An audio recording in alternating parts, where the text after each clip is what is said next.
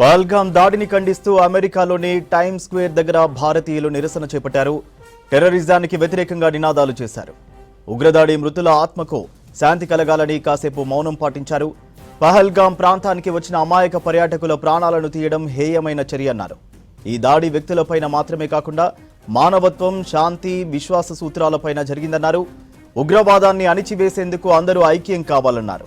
ఇది న్యాయం కోసం, ఐక్యత కోసం తాము ఇస్తున్న పిలుపు అన్నారు యుఎస్ భారతీయులు. పహల్గాం దాడిని ఖండిస్తూ అమెరికాలోని టైమ్స్ స్క్వేర్ దగ్గర భారతీయులు నిరసన చేపట్టారు. టెర్రరిజానికి వ్యతిరేకంగా నినాదాలు చేశారు. ఉగ్రదాడి మృతుల ఆత్మకు శాంతి కలగాలని కాసేపు మౌనం పాటించారు.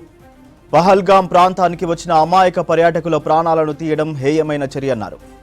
ఈ దాడి వ్యక్తులపైన మాత్రమే కాకుండా మానవత్వం, శాంతి, విశ్వాస సూత్రాలపైన జరిగిందన్నారు. ఉగ్రవాదాన్ని అణిచివేసేందుకు అందరూ ఐక్యం కావాలన్నారు. ఇది న్యాయం కోసం, ఐక్యత కోసం తాము ఇస్తున్న పిలుపు అన్నారు యుఎస్ భారతీయులు.